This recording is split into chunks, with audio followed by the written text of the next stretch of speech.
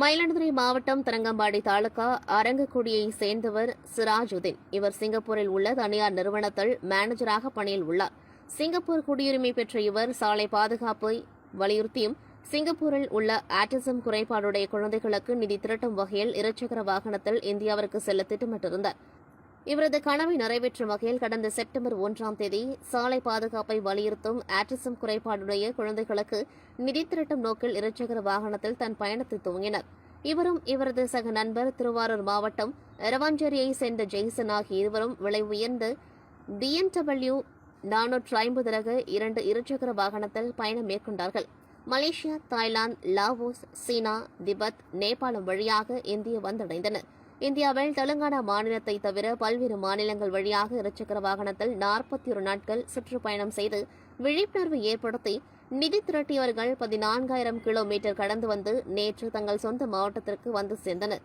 இருசக்கர வாகனத்தில் தனது சொந்த கிராமமான மயிலாடுதுறை அருகே உள்ள அரங்கக்குடி கிராமத்திற்கு வந்த சிராஜுதனுக்கு அவரது குடும்பத்தினர் மற்றும் பொதுமக்கள் உற்சாக வரவேற்பு அளித்தனர். பட்டாசு வெடித்து அவருடன் இருசக்கர வாகனத்தில் வீடு வரை சென்று உற்சாகப்படுத்தி சந்தன மாலை அணிவித்து பாராட்டு தெரிவித்தனர். தன் சிறுவயது ஆசையை 30 ஆண்டுகளுக்கு பிறகு நிறைவேற்றியுள்ளதாகவும் சுற்றுப்பயணத்தில் 7 லட்சம் ரூபாய் திரட்டிய நிதியை சிங்கப்பூரில் உள்ள ரெயின்போ என்ற நிறுவனத்தின் வாயிலாக ஆட்டிசம் பாதிக்கப்பட்ட குழந்தைகளுக்கு வழங்க உள்ளதாக மகிழ்ச்சியுடன் தெரிவித்தார். என் பேர் சிராஜுதீன்.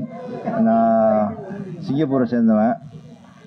எங்களுக்கு ரொம்ப நாள் ஒரு கனவு, சிங்கப்பூர்லேருந்து இந்தியாவுக்கு ரோட்லேயே வண்டி ஓட்டிகிட்டு வரணும், நம்ம தாய்நாட்டுக்கு வரணும் அப்படிங்கிறது ஒரு பெரிய ஒரு கனவு.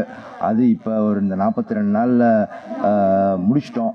அது முடிச்சதுக்கு ஒரு முக்கியமான ஒரு காரணம் என்னென்னாக்கா, சிங்கப்பூரில் ஒரு இயக்கத்துக்கு இந்த ஆட்டிசம் உள்ள குழந்தைங்களுக்கு உள்ள ஒரு இயக்கத்துக்கு நிதி திரட்டணும் அப்படிங்கிற ஒரு ஆசை எங்களுக்கு. அதையும் நிறைவேற்றிட்டோம்.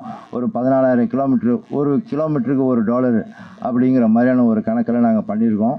அது இன்னும் ஒரு 20 நாள் இருக்குது அந்த இது முடியறதுக்கு. அதுக்குள்ளே நிதி திரட்டிடலாம் அப்படிங்கிற ஒரு நம்பிக்கை எங்களுக்கு இருக்குது. ஆனால் முக்கியமான காரணம் மக்கள் எல்லார ஒரு ஆதரவு, அதெல்லாம் வச்சு தான் நாங்கள் இந்த ஒரு முயற்சியை நாங்கள் கடைப்பிடிச்சிருக்கோம், அதை சாதிச்சிருக்கோம் அப்படின்னு சொல்லலாம்.